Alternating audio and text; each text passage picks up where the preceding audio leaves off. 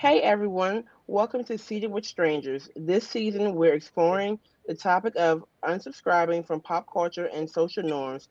My name is Patty, and I'm seated with Brandy Anderson and Taylor Ford. On today's show episode, we'll be talking about unsubscribing from limits on our faith and creativity. Ooh, unsubscribing from limits on our faith and creativity. I'm rubbing my hands just thinking about that. I'm like rubbing my hands like the Spice Adams because I think some we put things in a box a lot of times. I'm ready to dig into this. Do we think that there are limits in the stories that Christian creatives can tell? I think it's a confusing question because I feel like I can see both sides of it. What I automatically thought of with this question was the Bible talking about do everything for the glory of God. And so when you think about certain roles, some things that we see in on TV or in the media as films or TV shows, it's not bringing any glory to God. So it gets confusing for me because am I able to tell this story or would I be able to tell this story if I was offered this because it goes against something that I stand strongly for? It's a Mm, confusing question, I think. mm. Addie, you look like you had something. As for me, this is a subject that I'm in myself as I prepare to share a story of my own. And I guess I would say that maybe the stories that I have to share the content that I have for this that I'm talking about, the stories that make this up may not give God glory, but I do feel like there's stories that can help other people. And as a, excuse me, as a Christian creative myself, I know that me coming into knowing Christ and becoming having more relationship and getting to that point, I've had to become comfortable with being me and the stories I am supposed to be sharing because I do feel like I'm somewhat called to tell them, but in a tactful way, not in a way that's going to trigger someone. But this is it's more like from a don't do this kind of thing. Learn from me and then make your own decisions from Right. here. But telling it from a let me go back. So I know growing up being a Christian, being a creative, and I know who I was before Christ. Right. And that's part of my makeup. Like before we became saved, that's who we were. And I feel like that still makes up a major part of us. And Mhm. we don't need to cancel the part that got us to God, whether it was addiction, whether it was promiscuity, whatever. I don't feel like that part of whatever part of the story that did not glorify God, I don't feel like that should be put under a rock per se. Gotcha. Which is a lot of what we deal with in previous generations where they come to Christ and it's truly a new creation, but we don't hear anything about the way their lives used to be. And it's not until we get into our own mess that they'll say, "Yeah, when I was your age, you should have, you couldn't, you want to tell me about that, Aunt? You could have told Hmm. me about that 15 years ago." But no, I love what you say about that, Patty, because I think that every aspect of the human experience can contribute to a story that can glorify God. And what you were saying, Taylor, about doing things for the glory of God, I think a lot of times we put it put Christian creativity in the box of it has to have an evangelistic message in Yeah. order to glorify God. And it doesn't have to be a scene at the end of the movie or of your content where you're having an altar call. Like that, it doesn't have to have that aspect of it in order for it to glorify God or point people to God. Yeah. With that being said, do you guys believe that we have to use our creativity in the church first serving before we are qualified to use them in media and entertainment spaces? Oh, I don't think we have to. Yeah, I don't think Hmm. every gift is meant for the four walls of the church. I agree. Um, but as someone who I did not go to school for certain creative pursuits, and the church was a platform or an opportunity for me to develop certain creativity, certain creative hobbies and giftings. So it's definitely a place where we can utilize those things, but I don't think that it's some place that you have to give a tithe of your creativity. in your Right. time before you can use it anywhere else. There's a time and a place for it. I love the variety of what we're seeing now in faith spaces where you're seeing artwork during worship. You're hearing spoken word poetry. You're seeing visual types of design and things that are a lot different than the stage plays and things that we used to do back in the day, the skits that we would do. You see a variety of things now, but I don't think that you have to um, serve first at the church before those gifts can be utilized in other spaces. And I would say I guess I'm like the other voice, and one of the other voices, like I wouldn't say a worldly voice, but as someone that experienced some things out in the world as well as in the church, as someone that's also creative, I've seen the other side of the church pimping creatives to Oh, get what they want Hmm. and using people for their gifts, but denying will never admit to that, but using scripture to back up what they're doing. yeah, Right. Meanwhile, using that as what people say, oh, you're getting exposure. And I Hmm. feel like the church may not say that. Certain, I'm not going to say all churches don't do that, but I've experienced it in several instances. Now, of course, I'm not canceling other churches or anybody that I do work for that I serve, but I am very mindful of who I present my gift, which is ultimately from God. I'm not gonna cast my what is it? Cast my swine, pearls my before pearl. swine. Yes, but no, I do not feel as if serving the church first. Now, can the church help you along the way if you're in a creative ministry? Sure, that is a great way to get free training in that way. And from that aspect, it does qualify you more to be in a media and entertainment space. You can use it as an internship, you can use it resume builder, just as a people builder, anything. But you don't have to first serve the church. You're serving God first, so go to Him and be like, God, who you want me to work with? Am I supposed to give a project pro bono for someone in the marketplace? Or am I really supposed to work with this pastor? Let me know. You order my steps and let me That's right. hear from you. And I would say that I did not do that. Right. What did you learn from that experience?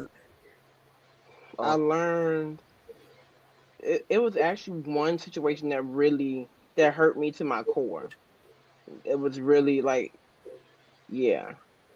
I learned from it, forgiving the person. He's also checked myself. I had to check my motives behind it. But it definitely made me more mindful because I knew I wasn't crazy. It was just the way I got offended okay. because of because of the treatment that I perceived that I got. And yeah, so I just learned to be more mindful and just more Holy Spirit led and not Mm, led out of emotionalism or this person telling their story or whatever, or just sorry, I'm playing with this hat. But you just really have to be mindful. I think that's with anything. Seek first the kingdom. Hmm. Hmm. I totally agree with you guys. I feel like you don't have to start in the church before you can go out and really be creative or use your creative gifts in other spaces. I think it's just wherever God leads, but I do think it can be easy to get caught up with the religious side of Christianity, feeling, okay, I'm a Christian, I have to do everything like in the church or with Christians. I just don't think that's necessary for anyone. I think you can start and serve anywhere. agreed. Agreed. I think too, in line with that, Taylor, I think sometimes we think that I'm thinking of that passage in Romans that talks about presenting your bodies as a living sacrifice, holy and acceptable unto God, which is your reasonable service. And we think that the reasonable service is just our one-on-one relationship with God and what we do in the four walls of the church. But Right. God can use those gifts. He can use the prophetic. He can use word of knowledge. He can use all of that stuff that we do inside the four walls on a movie set Exactly. or on a photo shoot. Right. He can use those things in other places in it. And in addition to the creative side of things. So yeah, I definitely feel that there's shouldn't be or people should not approach using their gifts in the church as a prerequisite to trying to use them elsewhere.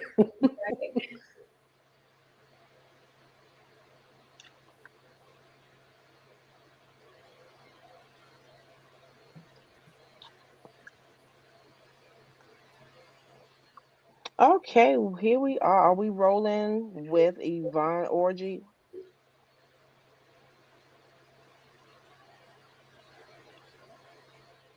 So we're here with our hot topic and what's happening on Al Gore's internet.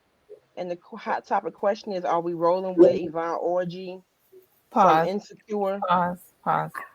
It's okay because I got to edit this. So you're good. So you're going to go and you're going to say what's happening on Al Gore's internet. This is our hot topic. You can put it in there because it's fine. Okay, so I was like, do I keep It's fine. You were like, what do I do? I know her face, and I was like, you could be like, okay, so we're going to pivot, and I have what's happening. A what's happening topic. Let's just say what's happening. A what's happening topic. So you don't got to say all the Al Gore. I like that. This is my first time, so thank you for your grace. Okay. No, you're good. You're good. You're fine. I was like, this is what the edit button's for. Okay. And when in doubt, look at Brandy's face because she's used to be on production side, so she's gonna be looking at you. I was just pausing. I was like, let me just give her space to cut it right there and make it easier. I was like, okay. All right, so, I'll back. Just go say we're pivoting to what's happening, and you can say, okay, are we rolling with? And you don't have to say rolling. I just make it Patty. Are we going with? Don't say what's happening on Al Gore's internet. You can just say we're pivoting to what's happening. Today we're talking about, are we with Yvonne Orgy from Insecure in the role she played, or Megan Good in Harlem? Okay. You good now? Okay. And you can make it your own. It's okay.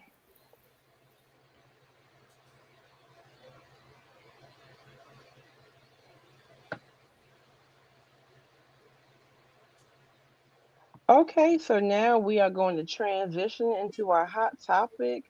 And so the question is, are we rolling with Yvonne Orgy from Insecure in the role she played, or Megan Good in Harlem? Miss Brandy, you look like you have something you really want to say. I wanted to say, or Megan Good in anything that she does. She's not necessarily so much on the table. Really is. I'm like, she's not known for playing necessarily a Christian character. I had this conversation, and I'm not going to date myself. I'm not going to say when I was in college, but I had this conversation in college with a theater professor who was a believer, and she played a role where she was cussing up a storm, and I was like, how do you balance the portrayal of something versus who you are? And she said, if there's some sort of redemptive nature to the character, then I'm open to it. It's not the way that I live my life. I'm not going out here saying to people that I should live my life this way. But if there's some sort of redemptive component to their story arc, then I'm open to portraying that character in the fullness of their mess. And I said, oh, okay, because I had never heard that before. I grew up in a family that was really specific about the type of programming that they watched. So when I heard an adult believer that was sharing that, it put things in perspective for me. So I go into programming now, and I look at the fruit of what people are doing outside of those projects as well. What type of image are you portraying outside of that role? I was not a huge Insecure fan. I did watch a little bit here and there, so I have an idea of the foolishness that Molly got into. However, I did watch the Megan Good Harlem. I got stuff to say about that, but I'm looking at facial expressions, and I see some. What you got to say, Patty? Hold on. Patty. Unmute yourself. So what you got to say, Patty? Man, I have not seen Megan Good in Harlem. Okay. But I've been down with Yvonne Orgy. Okay. And do you think that it's okay for them to play these roles based on their beliefs, or do you think it's a contradiction? I know what you said, but do you think it's contradictory? I don't think it's if they are. I don't think it's contradictory if there's a redemptive arc to their role. So if there's something that can be learned, and not that anyone is saying from this episode, we're learning X, Y, and Z, nothing like that. But if there's something about the behaviors, if there's something about that person or that character that they're playing that causes you to think about your own relationships with your friends, because that's what it did for a lot of people. I was on Twitter. Agreed. Black Twitter was telling it all. Even if I didn't watch it, Black Twitter was letting me know what was going on. But I think that if it's causing people to take a step further and look into their own relationships and question their own motives and question how they go about doing things, I think that there is redemptive value in that. While I may not love or glorify the characters, I do believe that we can give space to Christian artists to explore expressions that may be different than their own image or themselves. Because if they're actors, then they should be doing something that's not themselves, right? We should be playing a role that's somewhat not exactly like you, unless you're Leonardo DiCaprio, because he plays the exact same thing. But anyway. What about you, Taylor? I agree with that. I had a lot of trouble with this question because it was something that I've experienced as an actor myself, getting roles and then just worrying like, is this okay to play? Does this have, is it going to glorify God in any way? Is there a real purpose to this role? I always felt really confused with that part of myself as an actor. But I feel like with you, Miss Brandy, saying as long as there's like a redemptive part, I like that idea. I think with things that I've seen before, there hasn't been a lot of things that were redemptive, so it feels empty. And what's really the point of this show? Even if it doesn't glorify God, it's not bringing anything good to it. But I think with Molly, Yvonne Orji, and Megan Good, I think there were really good things that you could learn throughout each episode from each show. Definitely a lot to learn. Or at least a lot of deep diving in your own personal life and how you navigate relationships and things along those lines. Absolutely. Yeah. Mm-hmm. What do you guys think is missing from the stories we should be telling as Christians?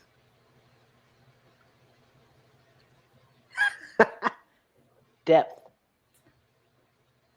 I think a lot of the stories that we're telling, I don't want to say that we're telling, but a lot of the stories that we're seeing exposure, the stories that are given exposure seem to sometimes lack depth. We have and I know I won't keep bragging on these folks, but you've got the Hallmark version of Christian programming that gives you just the general feel good, I need to turn away from my wicked ways type of storyline. I feel that there's so much more that we could be diving into. And I find myself drawn to other storylines that do provide a redemptive arc, but have nothing to do. They don't explicitly say Jesus. They don't explicitly say give an altar call. So I do think that, depth is the first thing that comes to my mind that might be missing. Right.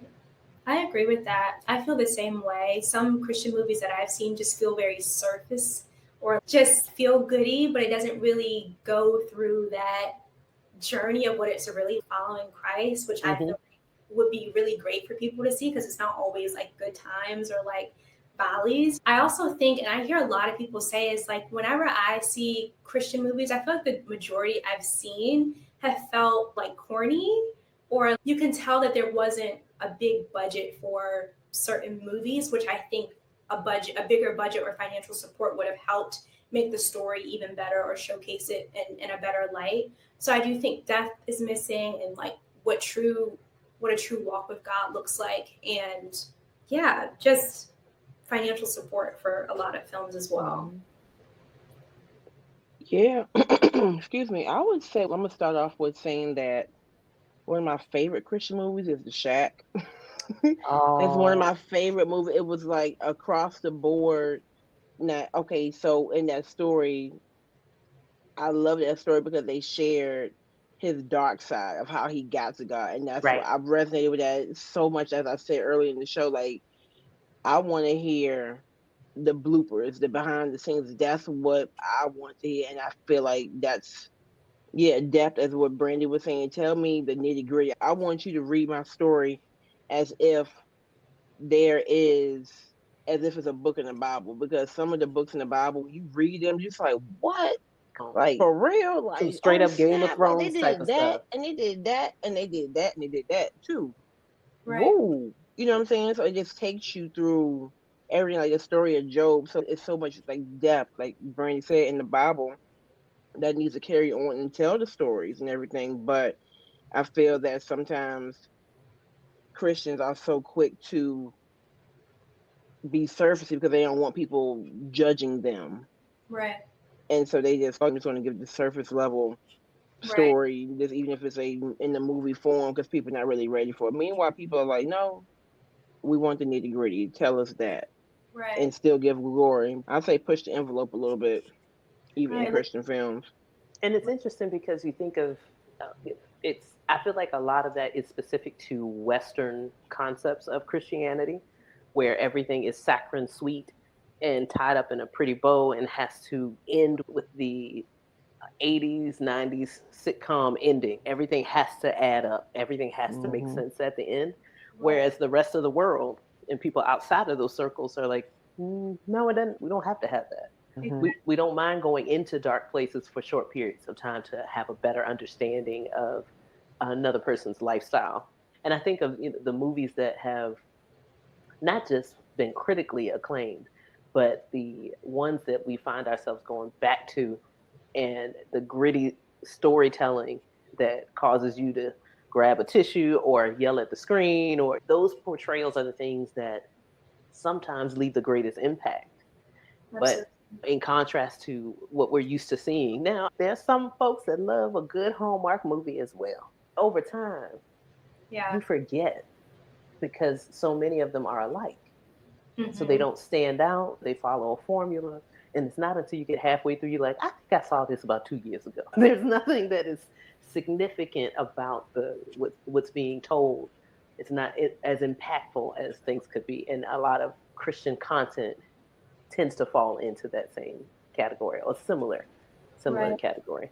I agree with that. I think for myself, one of my favorite Christian movies is The Passion of the Christ. Oh, And I feel like that to me was just so raw and real. There was nothing sugar coated. There was nothing that was like trying to be packaged sweetly. It was like, no, this is what Jesus's life looked like, and this is what you're seeing. It wasn't anything that felt like sweet. And I feel like I cried like the entire movie.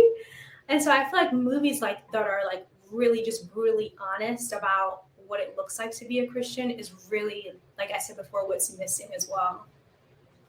it's interesting you said that about thinking of the modern portrayals of Jesus with the Chosen series. Mm-hmm. They've done a really good job in showing the human side of Yeah. Jesus Yeah. and his approach to humanity, and just showing how humorous he was and how engaging he was with other people instead of just the stoic, just reciting lines of scripture type of character. They've Right. done a really great job of breathing life into the disciples as well as Jesus. If I we can just agree. get more people to do that. Yeah. I would say just from not from a like a cinema standpoint, Mm-hmm. it would be nice to see more visual depictions, like whether it's graphic design, photography. I feel like people could tell more stories through. It would be more. It could be just as relatable as a story, if not more, because it's quick, fast, it's more impact, Right. and it's just something I just thought about that too. It's just having more variety in alternative creative spaces, topics. The genres of art that I just said, or fine arts. And what was I just had a brain fart? But also adding being realistic with the my color palettes as Christians. Oh, I have a really tough time even in the modern day church seeing whitewash images when they are telling presentations, when they know it's not when they know that's not what it is. I have a really hard time as a Christian. Yeah, even that was, yeah. I have a major even people portraying people as Black Jesus. Like I want to Just going back let's to the be Shack. accurate. Give me I feel like the Shack was the most accurate depiction of Jesus. Then I haven't. you Hmm. might like The Chosen then. Yeah, now about to say I haven't seen The Chosen, You may want to but check I that feel out. like they need to more people need to really be accurate with the depictions of who they are and who was it Russell Crowe depicted, was it Noah. Moses and Noah? Noah. Yeah, come on now. Even the Prince of Egypt, the cartoon version was like on point compared to some movies. So more color and more variety in alternative media spaces. Sounds good. Hmm. So, guys, thanks for listening. If you enjoyed this episode and you'd like to support the podcast, please share it with others, post about it on social media, or leave a rating or review. Seated with Strangers is a full experience podcast, so check out the show notes for more ways to engage with us. We'll see you next time.